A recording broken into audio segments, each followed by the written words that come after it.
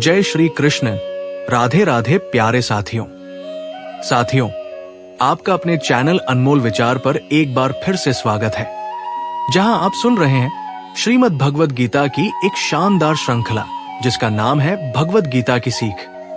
मित्रों, आज के वीडियो में हम जानेंगे कि श्रीमद् भगवद गीता के 14वें अध्याय से क्या सीखा जा सकता है, और वो भी बहुत ही सरल शब्दों में। मित्रों, किसी ने क्या खूब कहा है, हे प्रभु, मुझे इतना नीचे मत गिरा देना कि मैं पुकारूं और आप सुन न पाए, और प्रभु मुझे इतना ऊपर मत उठा देना कि आप पुकारें और मैं सुन न पाऊं। आप निरंतर सदैव मेरे साथ रहना। मित्रों, श्रीमद् भगवद गीता के 13वें अध्याय में हमने जाना कि आत्मा और भौतिक शरीर के बीच क्या अंतर है, मनुष्य को अपने जीवन में किस प्रकार के कर्म करने चाहिए, और साथ ही साथ हमने ये भी जाना कि कौन से कर्मों को करने से हमें किस प्रकार का फल प्राप्त होता है। मित्रों, श्रीमद् भगवद गीता के 14वें अध्याय में हम ये जानेंगे कि किस तरह से हमारा स्वभाव और ये संसार प्रकृति के 3 गुणों में बंटा हुआ है। साथ ही साथ हम ये भी जानेंगे कि क्या करने से इन तीनों गुणों के बंधनों को तोड़ा जा सके। तो चलिए मित्रों, सुनते हैं श्रीमद् भगवद गीता का अध्याय 14, गुणत्रय विभाग योग। मित्रों, ज्ञान उस जलधारा की तरह है जो बड़े से बड़े पत्थर पर अपना प्रभाव छोड़ जाता है, लेकिन तभी जब वो निरंतर होता है। मित्रों, ज्ञान की साधना आसान नहीं है, उसके लिए लगे रहना पड़ता है। ऐसा ही भगवान श्री कृष्ण कह रहे हैं। श्री भगवान ने कहा, हे अर्जुन, समस्त ज्ञानों में भी सर्वश्रेष्ठ इस परम ज्ञान को मैं तेरे लिए फिर से कहता हूं, जिसे जानकर सभी संत मुनियों ने इस संसार से मुक्त होकर परम सिद्धि को प्राप्त किया है। मित्रों, कार चलती है लेकिन ये पता नहीं होता कि कहां जाना है। इसका ज्ञान उस ड्राइवर को ही होता है जो उसे चला रहा होता है। अगर आप चाहते हैं कि आप में और बिना ज्ञान के काम करने वाले में फर्क हो, तो ज्ञान हासिल करने की कोशिश करिए बार बार। कितनी ही बार भगवान श्री कृष्ण भगवद गीता में दोहरा चुके हैं कि ज्ञान जिसे हासिल हो जाता है वो परम सिद्धि को प्राप्त होता है। वो जन्म मरण के चक्कर से बच जाता है, मृत्यु लोक में उसे नहीं आना पड़ता है। इस बात को अगर इतनी बार भगवान श्री कृष्ण ने कहा है तो स्वाभाविक ही है कि ये सबसे बड़ी बात है। अपने इस ज्ञान के बारे में बताते हुए भगवान श्री कृष्ण कह रहे हैं, हे अर्जुन, इस ज्ञान में स्थिर होकर वो मनुष्य मेरे जैसे स्वभाव को ही प्राप्त होता है। वो जीव न तो सृष्टि के प्रारंभ में फिर से उत्पन्न ही होता है और न ही प्रलय के समय कभी व्याकुल होता है। ये जो प्रकृति है इसे ही योनि मानना चाहिए, यानी कि माता। भगवान श्री कृष्ण कहते हैं, हे भरतवंशी अर्जुन, मेरी ये 8 तत्वों वाली जड़ प्रकृति जल, अग्नि, वायु, पृथ्वी, आकाश, मन, बुद्धि और अहंकार ही समस्त वस्तुओं को उत्पन्न करने वाली माता है, और मैं ही ब्रह्मा रूप में चेतन रूपी बीज को स्थापित करता हूं। इस जड़ चेतन के संयोग से ही सभी चरचर प्राणियों का जन्म संभव होता है। मित्रों, अगर हमसे हमारी चेतना छीन ली जाए तो हम निर्जीव हो जाएंगे। जीवित और मृत में यही फर्क होता है।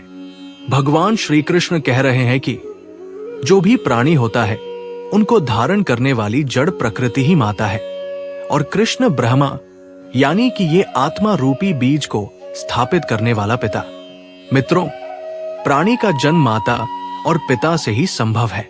जो शरीर है बिना प्राण के वो जड़ प्रकृति है, और जब उस शरीर में प्राण आ जाते हैं वो तभी संभव होता है जब उसमें आत्मा आती है, और वो आत्मा डालने वाले पिता श्री कृष्ण ही है। इसलिए भगवान श्री कृष्ण कह रहे हैं कि हे अर्जुन, नाना प्रकार की सभी योनियों में जितने भी शरीरधारी प्राणी उत्पन्न होते हैं, प्रकृति उन सब की गर्भ धारण करने वाली माता है, और मैं बीज को स्थापना करने वाला पिता हूं। चेतना आत्मा जड़ प्रकृति से कैसे बंधती है उसके बारे में अब भगवान श्री कृष्ण बता रहे हैं। प्रकृति गुण 3 तरह के होते हैं, सात्विक गुण, राजसिक गुण और तामसिक गुण। ये तीनों गुण भौतिक प्रकृति से ही उत्पन्न होते हैं। प्रकृति से उत्पन्न तीनों गुणों के कारण ही अविनाशी जीवात्मा शरीर में बंध जाती है। इन 3 गुणों के कारण ही हमारी अविनाशी आत्मा हमारी विनाशी शरीर से बंध जाती है। हमारा शरीर विनाशी है, यानी कि ये नष्ट हो जाने वाला है मित्रों। लेकिन आत्मा का नाश नहीं होता। आत्मा और शरीर में यही संबंध है। तीनों गुण एक तरह के बंधन है जिससे हमारी आत्मा शरीर से बंधती है। सतोगुण भी एक तरह का बंधन ही है, लेकिन सतोगुण अन्य गुणों की अपेक्षा अधिक शुद्ध होने के कारण पाप कर्मों से जीव को मुक्त करवाता है।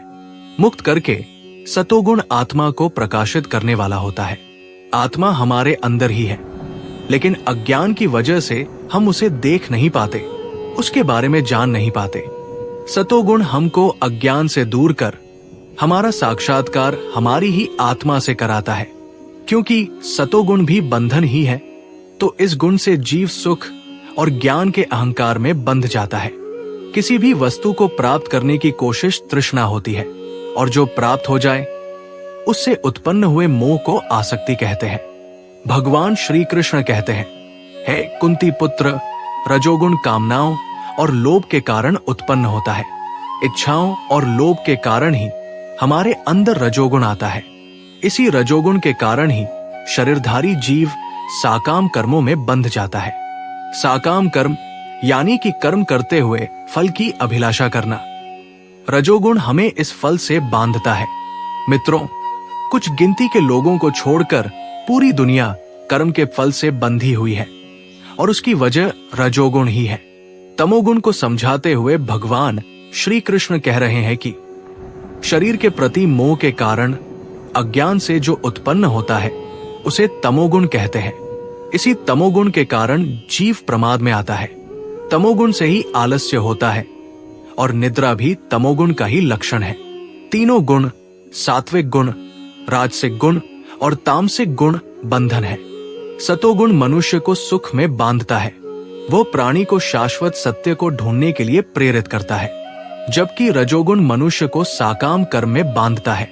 रजोगुण से प्राणी बस काम के फल के बारे में, आगे होने वाले फायदे के बारे में या हो चुके नुकसान के बारे में सोचता रहता है, और फिर पहले से भी ज्यादा प्राप्त करने के लिए कर्म करता है। लेकिन कर्म के लिए कर्म नहीं, बल्कि फल के लिए कर्म करता है।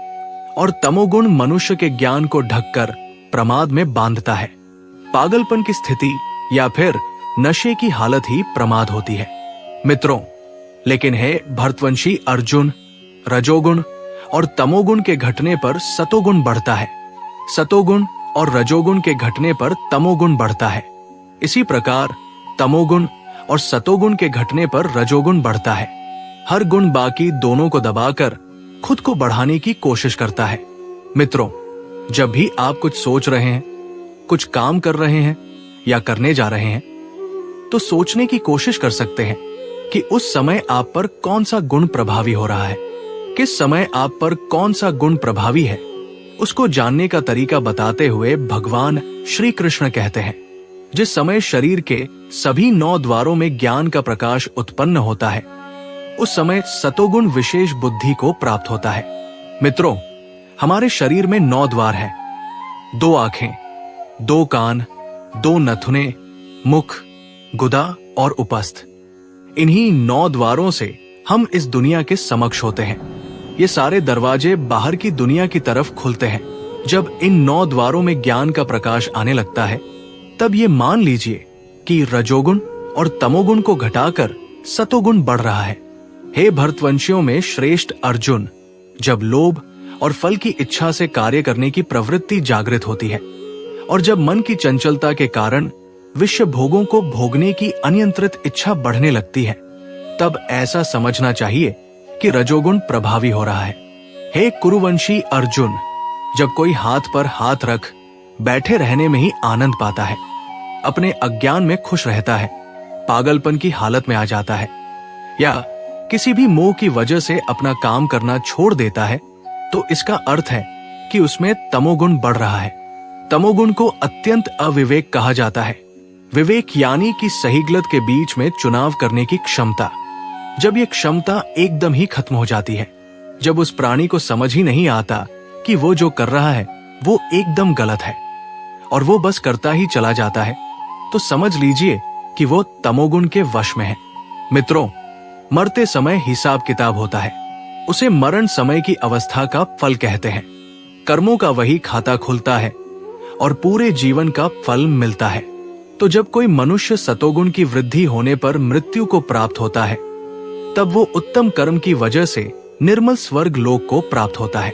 निर्मल स्वर्ग लोक मतलब जहां सब कुछ निर्मल है, जहां पर लोग उत्तम तत्व यानी कि भगवान के ज्ञान को जानते हैं, जिसमें सतोगुण का भाव ज्यादा होता है। तो उसके मरने पर वो ऐसे स्वर्ग में जाता है जहां सब ज्ञानी है। मृत्यु लोक की तरह अज्ञान और अज्ञानी नहीं है।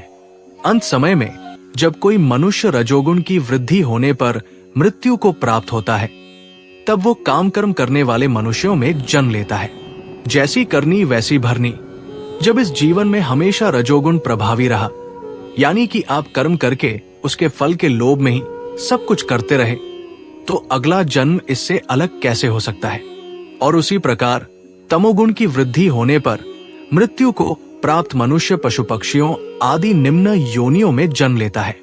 सतोगुण में किए गए कर्म का फल सुख और ज्ञान युक्त निर्मल फल कहा गया है।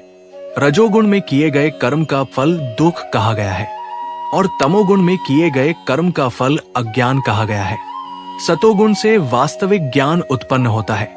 वास्तविक ज्ञान यानी जो आपको ईश्वर तक ले जाए, जो आपको ये समझाए कि आप में उपस्थित आत्मा उसी परमात्मा का अंश है। ये हमारे अंदर अज्ञान की परत हटने के बाद ही संभव होता है। रजोगुण से निश्चित रूप से लोभ ही उत्पन्न होता है। लोभ कभी न खत्म होने वाली हालत होती है। आपको लगता है कि बस इतना हो जाए और उसके बाद आप रुक जाएंगे, परंतु लोभ हमें कभी भी रुकने नहीं देता। मित्रों, और तमोगुण से निश्चित रूप से प्रमाद, मोह और अज्ञान ही उत्पन्न होता है। इसीलिए तमोगुण तीनों में सबसे बुरी अवस्था होती है। सत, रज और तम तीनों गुण हमें किसी न किसी योनि में भेजते हैं। तीनों गुण बंधन है। सतोगुण में स्थित जीव स्वर्ग के उच्च लोकों को जाता है। स्वर्ग के उच्च लोक यानी जहां ज्ञान होता है, ज्ञानी होते हैं, जहां दुख नहीं होता। रजोगुण में स्थित जीव मध्य में पृथ्वी लोक में ही रह जाते हैं, यानी कि उनका फिर से जन्म होता है और वो वापस से मनुष्य योनि में आते हैं। और तमोगुण में स्थित जीव पशु आदि नीच योनियों में नरक को जाते हैं। अगर सत, रज और तम तीनों ही बंधन है और ये हम में प्रकृति के कारण होते ही हैं, तो आपको लगेगा कि इनसे बचना संभव नहीं है, किसी न किसी बंधन में बंधेंगे ही। परंतु ऐसा नहीं है मित्रों। जब कोई मनुष्य प्रकृति के तीनों गुणों के अतिरिक्त अन्य किसी को करता नहीं देखता है और स्वयं को दृष्टा रूप से देखता है, तब वो प्रकृति के तीनों गुणों से परिस्थित होकर श्री कृष्ण को, परमात्मा को जानकर उनके दिव्य स्वभाव को ही प्राप्त होता है। मित्रों, आपको लगता है कि करने वाले आप हैं, यही भूल है। करने वाले ये तीनों गुण हैं। जब आप इस बात को समझकर दृष्टा बन अपने इन गुणों को पहचान कर इन्हें ही देखने लगते हैं, तब आपको ज्ञान की प्राप्ति होती है। जब शरीरधारी जीव प्रकृति के इन तीनों गुणों को पार कर जाता है, तब वो जन्म, मृत्यु, बुढ़ापा तथा सभी प्रकार के कष्टों से मुक्त होकर इसी जीवन में परम आनंद स्वरूप अमृत का भोग करता है। श्री कृष्ण की बातें सुनकर अर्जुन के मन में प्रश्न आता है। अर्जुन पूछते हैं, हे प्रभु, प्रकृति के तीनों गुणों को पार किया हुआ मनुष्य किन लक्षणों के द्वारा जाना जाता है? उसका आचरण कैसा होता है तथा वो मनुष्य प्रकृति के तीनों गुणों को किस प्रकार से पार कर पाता है? ऐसा क्या करना पड़ता है कि जिससे वो तीनों बंधनों से छूट जाए? भगवान श्री कृष्ण कहते हैं, जो मनुष्य सतोगुण, रजोगुण तथा तमोगुण के बढ़ने पर कभी भी उनसे घृणा नहीं करता है तथा समान भाव में स्थित होकर न तो उनमें प्रवृत्ति होता है और न ही उनसे निवृत्त होने की इच्छा ही करता है, वही इन बंधनों से बच जाता है। ईश्वरीय ज्ञान रूपी प्रकाश होता है सतोगुण, कर्म करने में आसक्ति होती है रजोगुण तथा मोह रूपी अज्ञान को कहते हैं तमोगुण। जो इन तीनों से घृणा न करे, न इनसे द्वेष रखे, न तो वो इन गुणों में रुचि दिखाकर इनमें शामिल होने की कोशिश करे और न ही इन गुणों से निवृत्त होने की कोशिश करे, वही वास्तव में इनसे मुक्त होता है। इन गुणों को पहचान कर इनके बंधन से छूटना है, न कि इनसे घृणा करनी है। जो उदासीन भाव में स्थित रहकर किसी भी गुण के आने जाने से विचलित नहीं होता है और गुणों को ही कार्य करते हुए जानकर एक ही भाव में स्थिर रहता है, वो इन गुणों से छूट जाता है। मित्रों, कर्ता आप नहीं बल्कि आपके ये गुण हैं। एक उदासीन की तरह आपको इनका दृष्टा बनना है, न तो इन गुणों में रुचि रखनी है और न ही इनसे घृणा करनी है। जो सुख और दुख में समान भाव में स्थित रहता है, जो अपने आत्म भाव में स्थित रहता है, जो मिट्टी, पत्थर और स्वर्ण को एक समान समझता है, जिसके लिए न तो कोई प्रिय होता है और न ही कोई अप्रिय, तथा जो निंदा और स्तुति में अपना धीरज नहीं खोता है, वैसा मनुष्य इन तीनों गुणों के बंधन से छूट जाता है। भगवान श्री कृष्ण आगे कहते हैं, जो मान और अपमान को एक समान समझता है, जो मित्र और शत्रु दोनों के प्रति समान भाव रखता है, जो सभी प्रकार के कर्मों का परित्याग करके निष्प्रिय भाव से बैठा रहता है, उसे ही प्रकृति के गुणों से परे स्थित कहा जाता है। मित्रों, यहाँ भगवान यही समझा रहे हैं कि जब तक हम किसी चीज को अपना और किसी को पराया मानते हैं, तब तक हम गुणों के बंधन में ही फंसे रहते हैं। लेकिन जब व्यक्ति ये समझ लेता है कि न कोई मित्र है और न कोई शत्रु, सबके भीतर वही एक आत्मा है, वही परमात्मा है, तब वो व्यक्ति वास्तव में गुणातीत हो जाता है। ऐसा मनुष्य केवल ईश्वर में स्थित रहता है। उसके लिए संसार का न तो कोई प्रलोभन शेष रहता है और न ही कोई भय। उसके मन में केवल एक ही भाव रहता है, मैं परमात्मा का अंश हूं और परमात्मा ही मेरा अंतिम आश्रय है। तब भगवान कहते हैं, ऐसा जो व्यक्ति पूरे हृदय से केवल मेरी भक्ति करता है, मुझ में ही निरंतर लीन रहता है और किसी अन्य की आशा नहीं करता, वही वास्तव में इन तीनों गुणों को पार कर जाता है और वही मुझे उस परब्रह्म को प्राप्त होता है। भगवान श्री कृष्ण कहते हैं, अर्जुन, जो मनुष्य प्रकृति के तीनों गुणों को पार कर लेता है, वह अमरत्व, अमृत को प्राप्त करता है। वो जन्म और मृत्यु के बंधन से मुक्त हो जाता है। वह न तो दुख से दुखी होता है और न ही सुख से सुखी होता है। ऐसा व्यक्ति वास्तव में ब्रह्मा का स्वरूप जान लेता है। श्री कृष्ण आगे कहते हैं, वो जान लेता है कि ब्रह्मा क्या है, आत्मा क्या है और ईश्वर तथा आत्मा का आपसी संबंध क्या है। जब वो इस सत्य को समझ लेता है, तब वो परम शांति को प्राप्त होता है और जो परम शांति मुझे प्राप्त होती है, उसी को वो भी प्राप्त करता है, क्योंकि वो अब मेरे स्वरूप में लीन हो चुका होता है। मित्रों, इस प्रकार श्री कृष्ण ने अर्जुन को ये समझाया कि सत, रज और तम, ये तीनों प्रकृति के गुण जीव को बांधते हैं। इनसे ऊपर उठना ही मुक्ति है और इनसे ऊपर वही उठ सकता है जो पूरे हृदय से केवल भगवान की शरण ग्रहण करे। अंततः ऐसा भक्त गुणातीत होकर सीधे भगवान को प्राप्त करता है। वही मुक्ति का मार्ग है। सतोगुण से ज्ञान मिलता है, परंतु वो भी बंधन है। रजोगुण से लोभ और कर्म की आसक्ति बढ़ती है। तमोगुण से मोह और अज्ञान उत्पन्न होता है।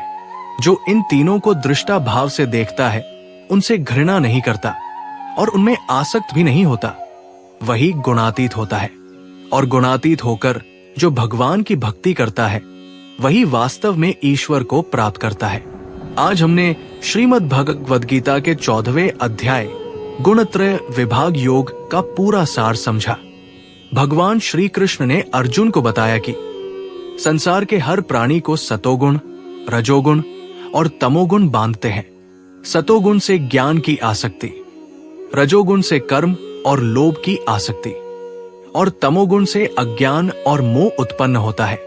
लेकिन जो भक्त इन तीनों गुणों से ऊपर उठकर केवल भगवान की शरण ग्रहण करता है, वही वास्तव में गुणातीत हो जाता है। ऐसा मनुष्य सुख दुख, मान अपमान, मित्र शत्रु सबको समान भाव से देखता है। वो न किसी से घृणा करता है और न किसी में आसक्ति रखता है। उसका मन केवल भगवान में स्थित रहता है और अंततः वही भक्त मुक्ति को प्राप्त करता है तथा सीधा ईश्वर के परम धाम तक पहुंच जाता है। प्यारे साथियों, इस प्रकार गीता का ये अध्याय हमें सिखाता है कि भक्ति ही मुक्ति का मार्ग है। ईश्वर की शरण में जाने से ही हम जन्म मरण के बंधन से छूट सकते हैं। यदि आपको ये श्रृंखला पसंद आई हो तो इसे ज्यादा से ज्यादा साझा करें, लाइक करें और चैनल अनमोल विचार को सब्सक्राइब करना न भूलें। अगली बार फिर मिलेंगे एक नए अनमोल विचार के साथ। तब तक के लिए जय श्री कृष्ण, राधे राधे।